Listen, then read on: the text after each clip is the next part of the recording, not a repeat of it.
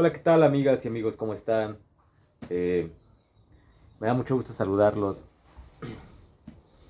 Ayer estuve pues en la sierra, fui a la Mixteca, andamos recorriendo todos los días.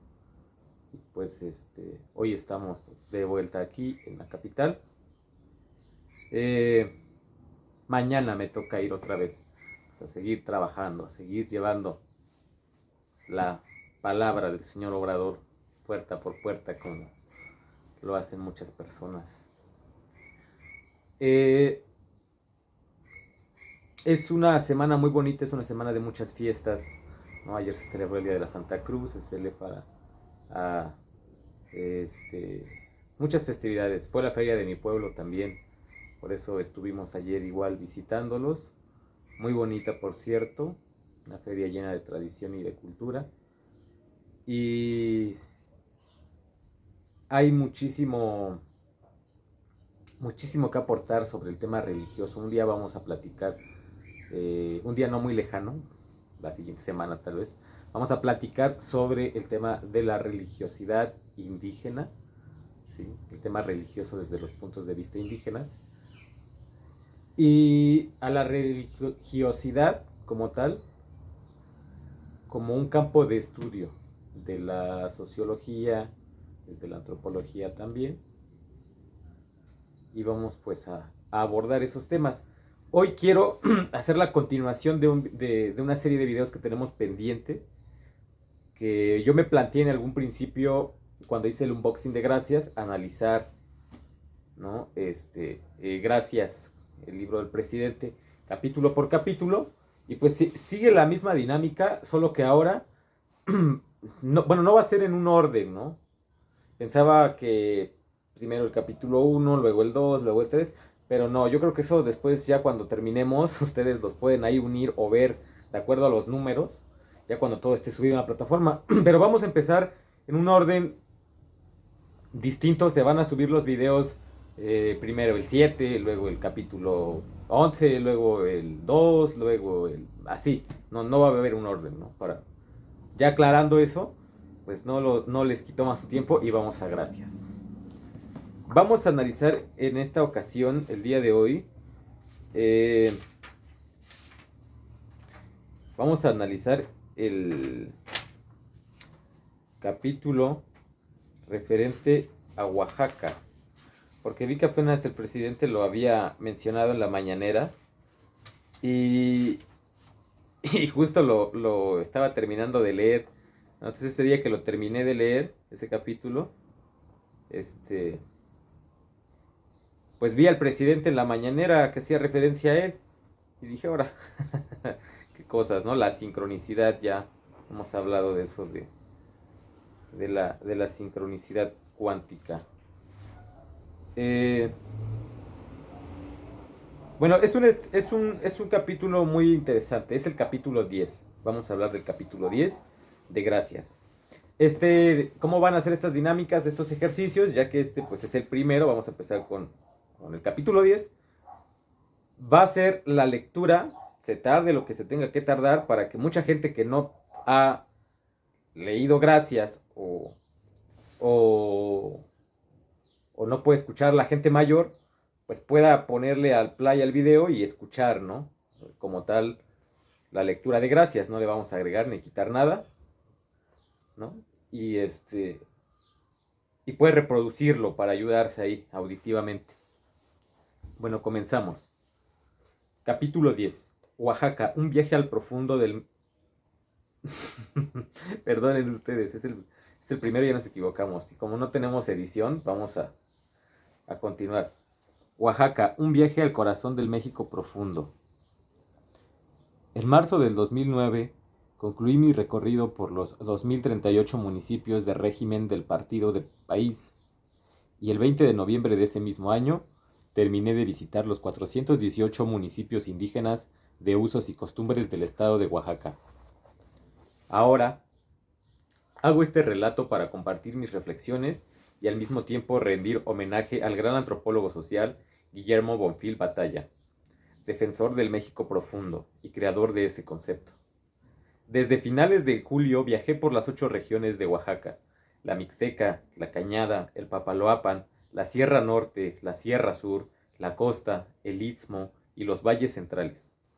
Durante este tiempo solo estuve en la Ciudad de México los lunes porque de martes a domingo iba a Oaxaca.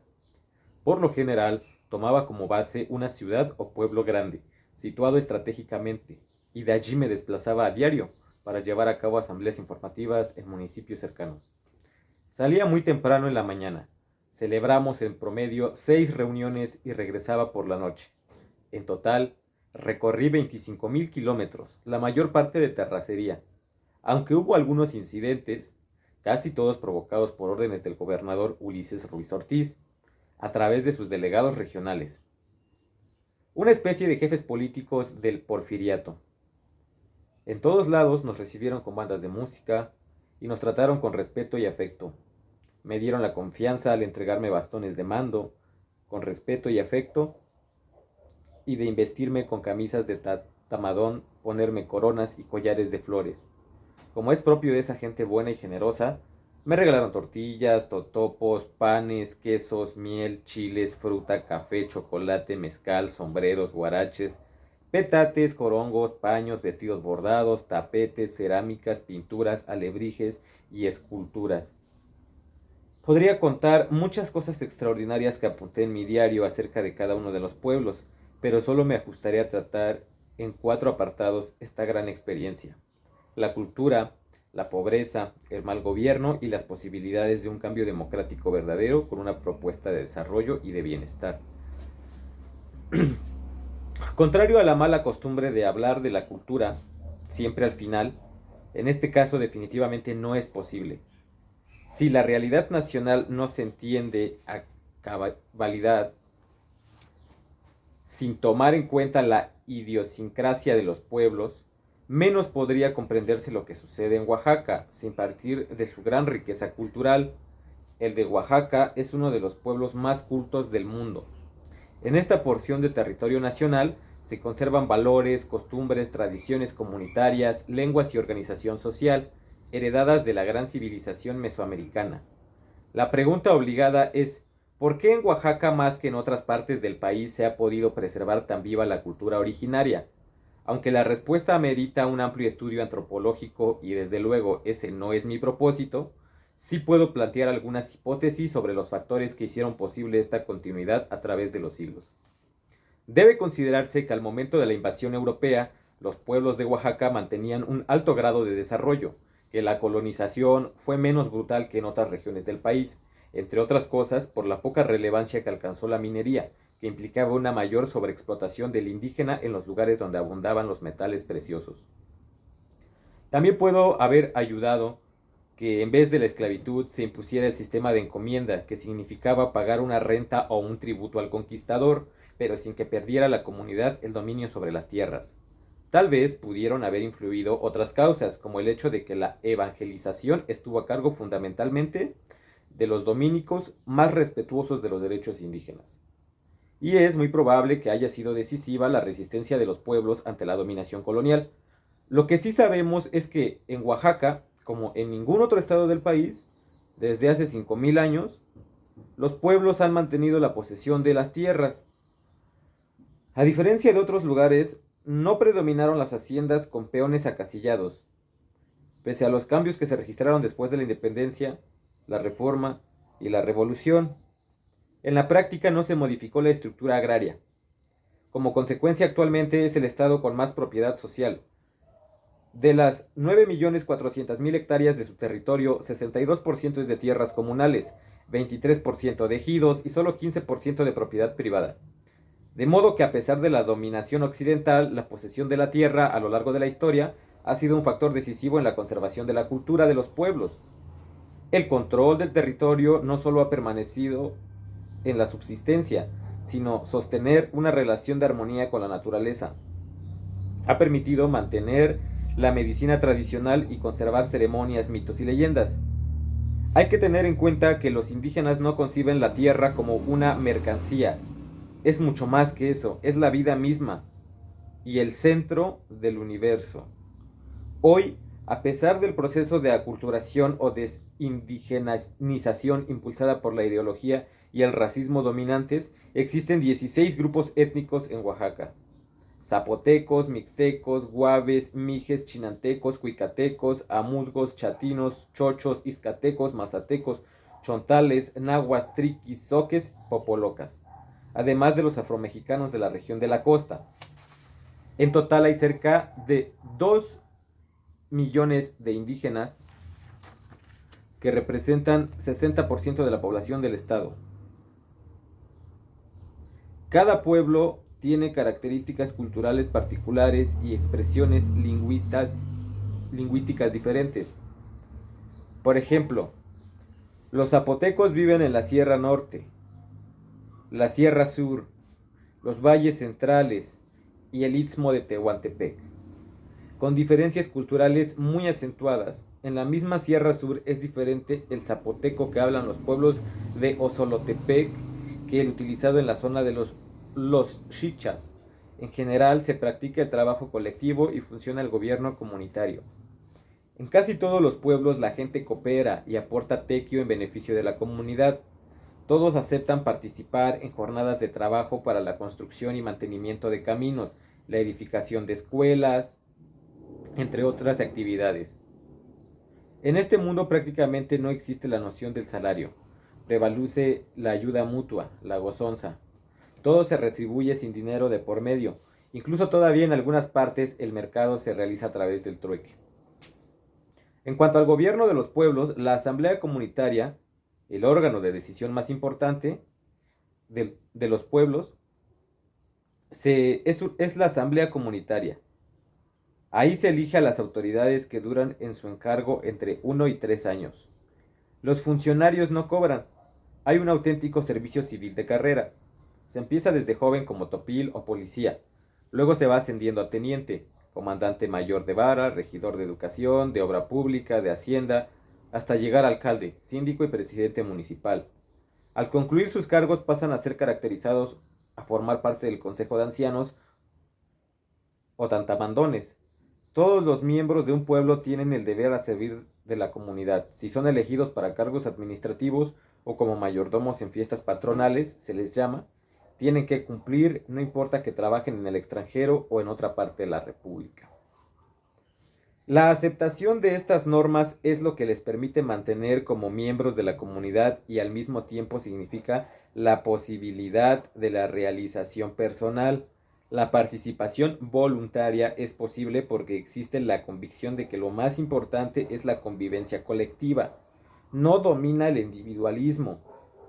La persona no vale por lo que tiene o por los bienes materiales que acumule, sino por el prestigio que logra después de probar su vocación de servicio, su rectitud y el amor a sus semejantes. La autoridad, en el sentido amplio, se adquiere cuando una persona ha desempeñado todos los cargos del escalafón hasta llegar al más alto. Es entonces cuando ingresa al grupo de los principales y obtiene el mayor grado de respeto o reconocimiento. Es tan profundo y satisfactorio vivir de esta manera que un inmigrante que hace todo lo posible por regresar periódicamente a su comunidad. No hay oaxaqueño que no mantenga la ilusión de volver algún día a su pueblo, a la fiesta religiosa. Llegan de distintas regiones del país y del extranjero. Llegan para reafirmar su identidad en un ambiente de auténtica fraternidad. Aunque en todas partes se mantiene un gran orgullo por la cultura y la historia, recuerdo en particular lo que me expresaron mijes de Totontepec acerca de que gracias a sus valores y a su organización comunal nunca se había registrado ningún asesinato, o la manera tan solemne como la que me explicaron su sistema de gobierno los chinantecos de San Pedro Yolox, o la importancia que tiene para los mixtecos de Santiago Nuyo el reconocimiento oficial a José Remigio Saravia, el indio de Nuyo, a quien un párroco le quitó a su mujer y se la llevó a Guajuapan. Al salir a buscarla, se enroló en las filas independentistas, cobrándose la afrenta y prestando el servicio de ir por José María Morelos a Chilapa, Guerrero, para que les ayudara a romper el sitio realista y liberar a Guajuapan. La portentosa cultura de los pueblos de Oaxaca está llena de valores. Existe una profunda vocación por el trabajo. Hay creatividad, bondad y respeto a las mujeres, a los ancianos y a los niños. Algo que no se sabe es que los pueblos de Oaxaca son de los más limpios de México. En todos lados, hasta en caminos, hay recipientes, cubetas, costales, cajas o bolsas amarradas a los palos para depositar la basura. Hay letreros para no contaminar los ríos y arroyos con detergentes o fertilizantes químicos. Además, es un pueblo con mucha conciencia ecológica, como se refleja en un fragmento de un escrito que me entregaron zapotecos de San Pedro Mixtepec en el distrito de Miahuatlán. Lectura. Nuestro pueblo está situado bajo las montañas. En la actualidad cuenta con gran extensión de bosques vírgenes. Una laguna está sobre la montaña, aproximadamente a 3.700 metros sobre el nivel del mar. Desde tiempo inmemorial, nuestros abuelos la conocían con el nombre de la Laguna Encantada. En ella viven los mitos y ritos de nuestro pueblo. Además, cerca de ahí está el lugar de pedimento. Para nosotros allí está nuestra vida, está la plenitud, está la presencia de Dios. Por todo esto, nuestros ancestros nos legaron el territorio que nos comprende en el presente y en el futuro. Sabemos bien que la tierra es nuestra madre. Ella nos proporciona todo para la vida. La tierra es el sostén de toda la naturaleza. Por esta razón, no debemos desnudarla. Quiere decir, no talar el bosque inmoderadamente ni provocar incendios. En cambio, si actuamos de manera razonable, estamos conservando un espacio para que las futuras generaciones vivan con dignidad y autonomía.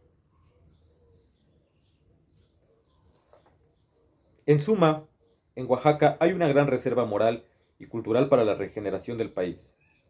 Así como en las comunidades se conservan semillas orgánicas y variedades de maíz que forman parte de la gran riqueza genética de México, allí también existe un modo de vida alejado de la ambición, de la codicia y del odio. Por ello estoy convencido de que es posible enfrentar la actual decadencia tomando en cuenta los valores del México profundo, es decir, con una modernidad forjada desde abajo y para todos. El pueblo de Oaxaca ha podido sobrevivir por su cultura. De ella emanan su mística de trabajo, su talento y fuertes relaciones familiares y comunitarias. Les ayuda a su vinculación con la tierra y el mantener una economía de autoconsumo sustentada en la producción del maíz, frijol y aves de corral, así como el cultivo de café, el aprovechamiento de los bosques, el tejido del petate y del sombrero, las artesanías y otras actividades. En las ciudades del país, en los campos agrícolas del norte y en el extranjero, es muy apreciada su creatividad y su fuerza de trabajo. En Estados Unidos, los mixtecos se han ganado a pulso la fama de ser los mejores obreros del mundo. El oaxaqueño es un pueblo ejemplar. A pesar de la aridez y lo abrupto de su territorio, de la falta de empleos y del abandono gubernamental, se ha abierto paso y ha salido adelante enfrentando todo tipo de adversidades. En sus comunidades lo que existe lo han hecho ellos mismos.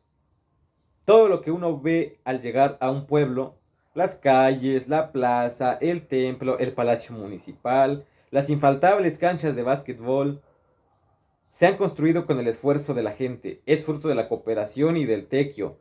La ayuda del gobierno estatal es prácticamente nula y los apoyos federales son escasos.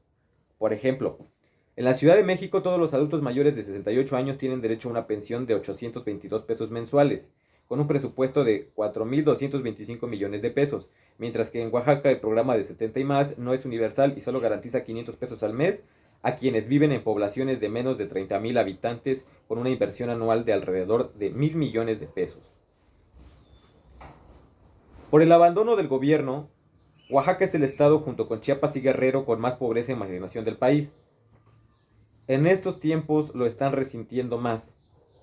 Partamos del hecho de que la gente tiene tres fuentes fundamentales para el sustento: la economía del autoconsumo, los apoyos gubernamentales y el dinero que proviene de la migración.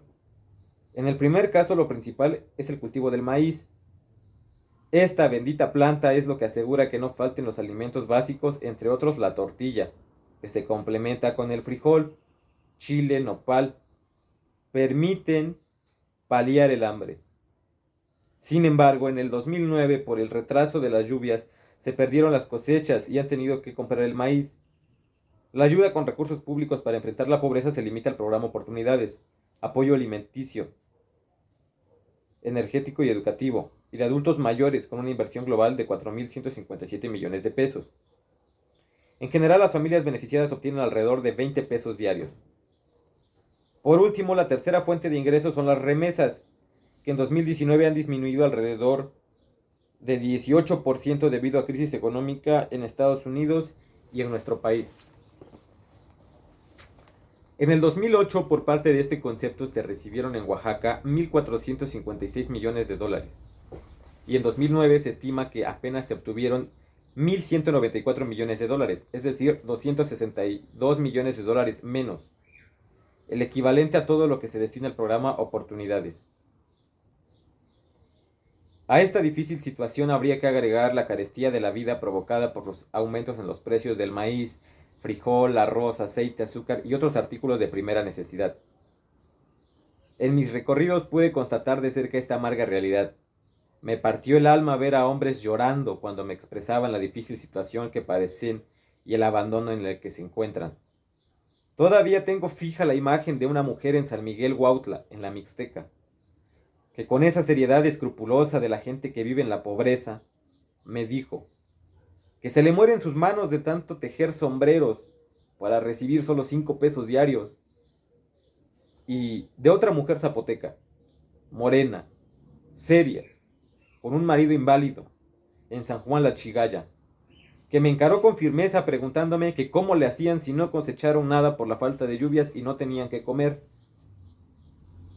Me dejó pensando largo tiempo, y solo alcancé a decir en mis adentros, que precisamente por esta razón, la razón principal de nuestra lucha, debíamos continuar. Es tanta la marginación de Oaxaca que hay pueblos que no cuentan con servicio telefónico.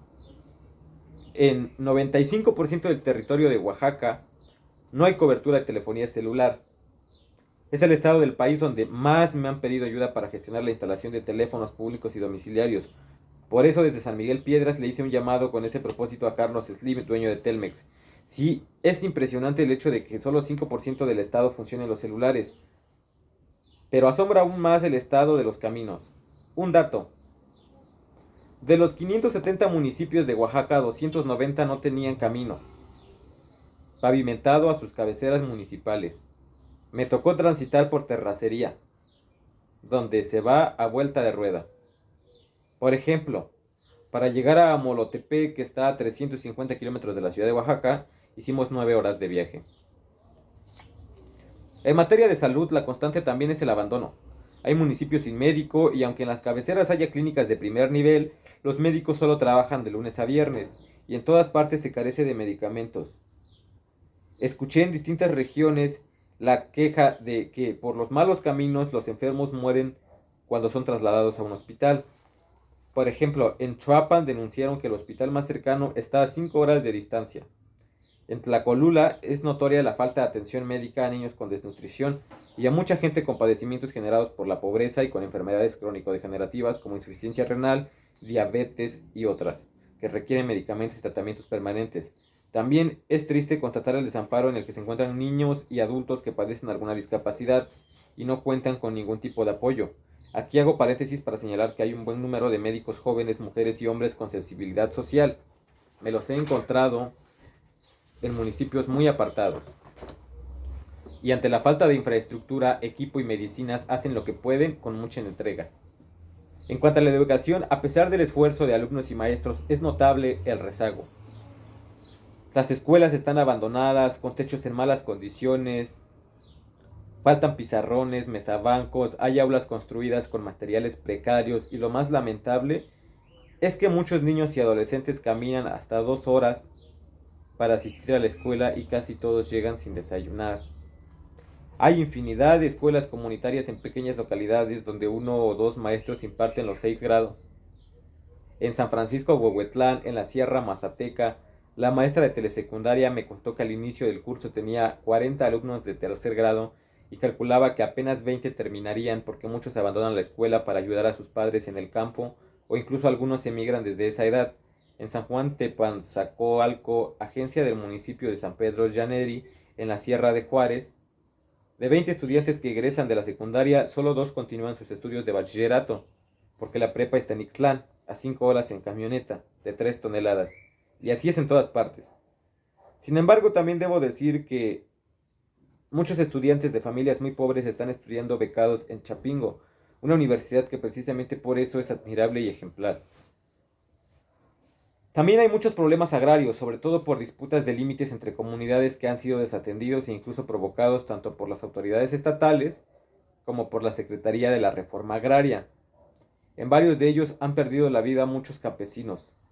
Uno de los conflictos más graves es el que tiene Amoltepec con otros municipios vecinos. Hayan muerto personas de distintos pueblos sin que intervenga ninguna autoridad para conciliar y buscar acuerdos. Lo contrario ocurrió en Teojomulco y Texmelucan, donde básicamente por la voluntad de la gente en 2005 se logró la solución de un litigio agrario de 80 años que había dejado un saldo de 450 muertos de ambos lados.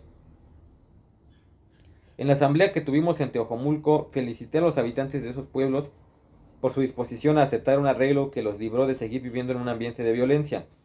El presidente municipal de Teojomulco fue uno de los principales promotores, a pesar de que le asesinaron a su hermano y a otros familiares. De modo que hasta en casos tan complejos se pueden encontrar soluciones pacíficas.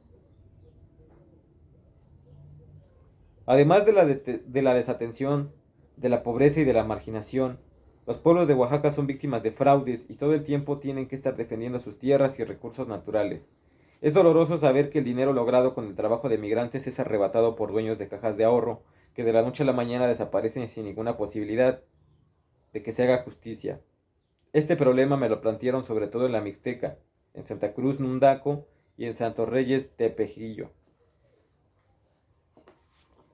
A eso se le debe sumar el acecho constante de empresas nacionales y extranjeras que buscan explotar minerales y construir presas, despojando a las comunidades, destruyendo el territorio y dañando el medio ambiente.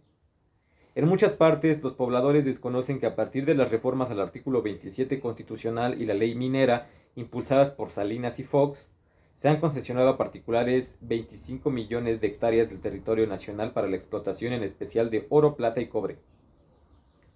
En el caso de Oaxaca se han entregado 335 concesiones a particulares por enajenar 1.191.000 hectáreas, es decir, 12% del territorio del estado. Como es obvio, al llevarse a la práctica esta política privatizadora de pillaje se originan graves conflictos entre las empresas mineras y los dueños originarios de las tierras ejidales y comunales. En muchos pueblos de Oaxaca ya se están padeciendo presiones para consumar el despojo de esos recursos naturales del pueblo y de la nación. Como en otras partes, el gobierno estatal se ha puesto abiertamente al lado de las empresas extranjeras, forzando, amenazando, chantajeando e incluso reprimiendo las manifestaciones de inconformidad. Por ejemplo, en Saniza, quieren explotar un mineral en contra de la voluntad de la comunidad. Y por casualidad desde hace meses no hay médico y el centro de salud está cerrado. En San José del Progreso, donde empresas canadienses están operando en mayo del 2009, los pobladores fueron reprimidos con brutalidad por la policía del estado. Este mismo ambiente de tensión se percibe en los municipios de Tutepec, Senzontepec, Ixtlayutla, Tlaltepec de Valdés, en la Sierra Sur, porque se pretende construir el Río Verde con inversión extranjera. La presa Paso de la Reina, en esta zona hay un movimiento de varios pueblos decididos a no permitir que se inunden sus tierras y desaparezcan sus comunidades. En suma, los pueblos de Oaxaca están viviendo uno de los tiempos más difíciles de su historia milenaria. Padecen pobreza, abandono, marginación y despojo de sus bienes y recursos naturales. Sin embargo, por su cultura e inquebrantable resistencia, mientras dure el mundo, nunca perderán su gloria ni su grandeza.